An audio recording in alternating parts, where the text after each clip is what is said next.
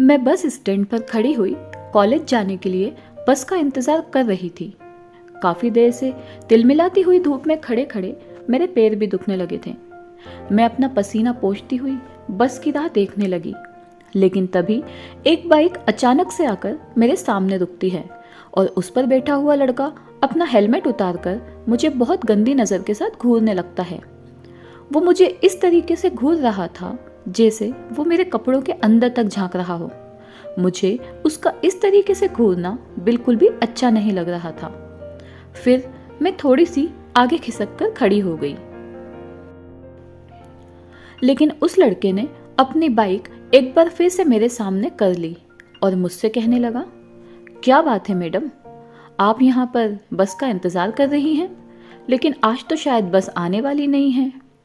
आप कहें तो मैं आपको छोड़ दूं जहाँ पर भी आप जाना चाहें। मैंने गुस्से में आकर उस लड़के से कहा, मुझे आपकी मदद की ज़रूरत नहीं है। और फिर मैं पैदल ही अपने कॉलेज की तरफ जाने लगी, लेकिन वो लड़का फिर भी मेरे पीछे पीछे बाइक लेकर चलता गया। उसके इस तरह से पीछा करने से मैं थोड़ी सी घबरा रही थी, इसलिए मैंने जल्दी से ऑटो किया और मैं कॉलेज के लिए निकल पड़ी। उस लड़के ने थोड़ी देर तो ऑटो का पीछा किया, लेकिन फिर न जाने कहाँ अचानक से वो गायब हो गया। कॉलेज में जाकर मेरी सांस में सांस आई। आज मेरा कॉलेज का दिन बहुत ही अच्छा निकला। मैं कॉलेज के बाद जल्दी से अपने घर गई, क्योंकि मेरे भाई की अभी अभी शादी हुई है और मैं अपनी नई भाभी को बहुत पसंद करती हूँ। हम दोनों बिल्कुल सहेलियों की तरह रहते हैं, इसलिए मैं जल्दी से कॉलेज से घर जाकर उनके साथ थोड़ा सा समय बिताना चाहती हूँ। मैं दौड़ती भागती हुई अपने घर गई और दरवाज़ा खोलते ही जैसे ही मैं घर में घुसी तो मैंने देखा कि वही लड़का जो बाइक से मेरा पीछा कर रहा था हमारे घर के अंदर बैठा हुआ है, और वो एक बार फिर से मुझे उन्हीं गंदी नजरों से घूर रहा है। मैं भी गुस्से में घर के अंदर चली गई और रसोई में जाकर मैंने अपनी माँ से पूछा, माँ, जो लड़का बाहर बैठा हुआ है वो कौन है और हमारे घर में क्या कर रहा है? तभी मेरी माँ ने कहा, अरे थोड़ा धीरे बोलो बेटा, वो तेरी भाभी का भाई है, तेरी भाभी को लेने आया है। माँ की बात सुनकर तो मेरे पैरों तले जमीन खिसक गई कि इतना बदतमीज लड़का मेरी भाभी का भाई कैसे हो सकता है। मेरी भाभी तो कितनी अच्छी है, लेकिन उनका भाई इतना बदतमीज कैसे निकला। और मैं ये सोचकर भी परेशान थी कि अगर वो मेरी भाभी का भाई है तो वो मुझे हर जगह मिलता रहेगा और मुझे उसकी बदतमीजी बर्दाश्त करनी पड़ेगी। मैंने माँ को उस लड़के की हरकतों के बारे में कुछ भी नहीं बताया और चुपचाप से अपने कमरे में चली गई। थोड़ी देर के बाद मेरे कमरे में मेरी भाभी आती हैं और उनके साथ में उनका भाई भी आता है। मेरी भाभी हंसते हुए मुझसे कहती हैं, दीदी आप इससे मिलिए, ये मेरा भाई है और ये भी कॉलेज में ही पढ़ता है। फिर भाभी के भाई ने मेरी तरफ हाथ बढ़ाते हुए कहा, हेलो, लेकिन मैंने दूर से ही हाथ जोड़कर नमस्ते कर ली। फिर मेरी भाभी मेरे लिए चाय नाश्ता लेने चली गई, लेकिन उनका भाई वहीं मेरे कमरे में मेरे सामने खड़ा रहा और काफ़ी देर तक मुझे घूरने के बाद कहने लगा, मैंने सोचा नहीं था कि तुम मुझे इतनी जल्दी मिल जाओगी। मुझे तो तुम बस स्टैंड पर ही पहली नज़र में पसंद आ गई थी, लेकिन चलो अब तो हमारी रिश्तेदारी भी निकल गई है, अब तो मिलना जुलना लगा ही रहेगा।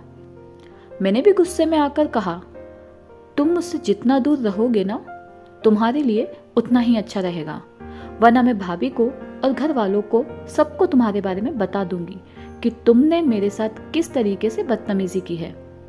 तभी मेरी भाभी का भाई हंसकर बोलता है, चिंता मत करो जाने मन, मैं धीरे धीरे करके तुम्हारी ये सारी नफरत दूर कर दूंगा। मैं अपने प्यार के समुंदर में तुम्हें ऐसा डुबा दूंगा कि तुम उसी में गोते लगाती रहोगी। उसकी बातें सुनकर मेरा मन तो ऐसा कर रहा था कि अपनी चप्पल उठाकर उसके मुंह पर दे मारूं, लेकिन क्या करूं, वो मेरी भाभी का भाई निकला, कुछ कह भी नहीं सकती थी। इतने में ही मेरी भाभी वहां पर आ जाती है और मेरे सामने चाय नाश्ता रख देती है। फिर थोड़ी देर के बाद मेरी भाभी अपने भाई के साथ अपने घर चली जाती है। मैं भी थोड़ी सी चैन की सांस लेती हूँ कि चलो कम से कम बला तो टली, लेकिन मेरा ये सोचना गलत था क्योंकि जैसे ही अगले दिन मैं फिर से कॉलेज गई, फिर से मुझे रास्ते में भाभी का भाई मिल गया। उसने बीच रास्ते में ही मेरा नाम लेकर ज़ोर ज़ोर से आवाज़ लगानी शुरू कर दी और मुझे रुकने के लिए कहा। मजबूरन मुझे वहाँ रुकना पड़ा। मेरे रुकते ही उसने कहा, अरे जाने मन, कहाँ जा रही हो? अब तो हम रिश्तेदार हैं। मेरी बहन तुम्हारे घर आई है और अब तुम मेरे घर आ जाओगे। मुझे उसकी बातें सुनकर उस समय बहुत तेज गुस्सा आ रहा था, लेकिन फिर भी मैं चुपचाप वहां से जाने के लिए निकल गई। लेकिन उस बदतमीज लड़के ने अचानक से मेरी चुन्नी पकड़ ली और मेरी चुन्नी खींच ली। अपने तन से चुन्नी उतरने की वजह से मुझे उसके ऊपर इतना तेज गुस्सा आया कि मैंने ये भी नहीं देखा कि वो मेरी भाभी का भाई है। मैंने गुस्से में आकर अपनी चप्पल उतारी और उसके मुंह पर दे मारी और अपनी चुन्नी लेकर वहां से चली गई। लेकिन ऐसा लग रहा था जैसे वो इस चीज को अपनी बेइज्जती समझने लगा, क्योंकि मैंने सबके सामने उसकी पिटाई जो की। एक दिन भाभी के घर पर जागरण था और हम सभी लोगों को वहां पर जाना था। लेकिन मैंने तो अपनी माँ से बहुत मना किया कि माँ, मुझे वहां पर नहीं जाना, पर मेरी भाभी और मेरी माँ ने मेरी एक ना सुनी और ज़बरदस्ती करके मुझे अपने साथ में ले गई। मैं अपनी माँ को भाभी के भाई के बारे में बता भी नहीं सकती थी, क्योंकि इससे घर का माहौल ख़राब हो जाता। मुझे मजबूरी में माँ और भाभी के साथ जाना पड़ गया।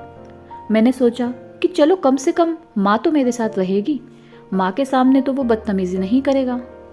भाभी के घर जाने के थोड़ी देर बाद ही वहाँ पर जागरण शुरू हो गया। सभी लोग जागरण में बैठे हुए थे। भाभी का भाई भी वहाँ पर बैठा हुआ था।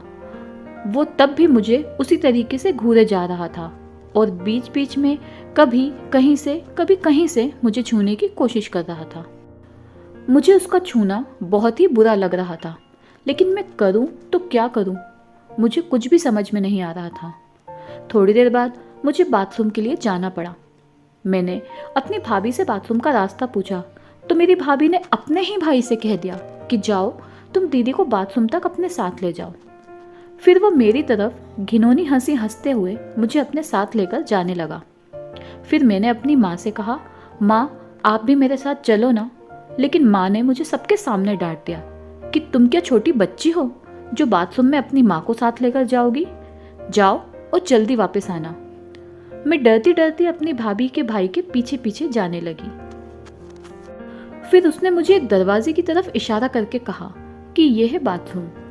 जैसे ही मैं दरवाज़ा खोलकर उसके अंदर घुसी तो मैंने देखा कि वो बाथरूम नहीं था, वो तो कोई कमरा था। तभी पीछे से भाभी का भाई भी कमरे में घुस गया। उसको कमरे के अंदर देखकर मुझे बहुत तेज़ गुस्सा आया और मैंने उसे गुस्से में धक्का मारकर कमरे से बाहर निकलने के लिए कहा। लेकिन ना जाने वो क्या सोचकर कमरे में घुसा था। उसने मेरा हाथ पकड़ लिया और मेरी चुन्नी खींचकर एक तरफ फेंक दी और कहने लगा, तुमने मुझे उस दिन बीच रास्ते में सबके सामने चप्पल मारी थी ना, आज मैं तुम्हें बतलाऊंगा कि बेइज्जती क्या होती है। आज मैं देखता हूँ कि तुम अपने आप को मुझसे कैसे बचाती हो। उसकी हरकतें मुझे बेचैन करने लगी। मैं डर के मारे कांप रही थी, लेकिन मैं अपने आप को बचाने की पूरी कोशिश कर रही थी। भाभी का भाई धीरे धीरे करके मेरी तरफ बढ़ने लगा और जैसे ही उसने मुझे छूने के लिए अपना हाथ बढ़ाया तो फिर मैंने अपनी शर्म को छोड़कर ज़ोर ज़ोर से चिल्लाना शुरू कर दिया और आसपास मुझे जो भी मिला मैं वो सब चीज़ें उठा कर अपनी भाभी के भाई के ऊपर फेंकने लगी, जिसकी वजह से बाहर के सभी लोग कमरे के बाहर आ गए और दरवाज़ा बजाने लगे। मैंने जल्दी से भागकर दरवाज़ा खोलना चाहा, लेकिन भाभी के भाई ने मुझे दरवाज़ा खोलने नहीं दिया और मेरा मुंह भी बंद कर लिया ताकि मैं चीख ना पाऊँ। फिर बाकी लोगों ने किसी अनहोनी की आशंका में वो दरवाज़ा ही तोड़ डाला और जब उन सब लोगों ने मुझे और भाभी के भाई को इस हालत में देखा तो वो लोग बहुत ज़्यादा हैरान रह गए। फिर मैं भागकर अपनी माँ के पास चली गई और मैंने माँ को सब कुछ बता दिया। तभी मेरी भाभी मेरे पास आई और उन्होंने मुझे कहा, दीदी आपको तो मुझे उसी दिन बता देना चाहिए था ये सब, जिस दिन आपने मेरे भाई को पहली बार देखा था। मैं उसी दिन इसकी अच्छे से खबर लेती, लेकिन दीदी आपने मुझे क्यों नहीं बताया? मैंने कहा, भाभी मुझे लगा इन सब चीज़ों से कहीं हमारे रिश्ते में खटास ना आ जाए। फिर भाभी ने कहा, नहीं दीदी, मुझे आप पर पूरा भरोसा है। मेरे भाई ने पहले भी 1-2 लड़कियों को छेड़ा है, लेकिन अब तो इसने हद ही पार कर दी। इसने तो मेरी नंद को ही छेड़ना शुरू कर दिया। अब तो जब तक इसको सज़ा नहीं मिलेगी तब तक ये नहीं सुधरेगा। फिर मैं अपनी माँ और अपनी भाभी के साथ अपने घर वापस आ गई और मैंने आज के बाद ये ठान लिया कि मैं अब किसी की भी गलती को बर्दाश्त नहीं करूँगी। दोस्तों, आपको ये कहानी कैसी लगी कमेंट बॉक्स में ज़रूर बताइएगा और हमारी ऐसी कहानी सुनने के लिए हमारे चैनल को लाइक और सब्सक्राइब ज़रूर कीजिएगा। धन्यवाद।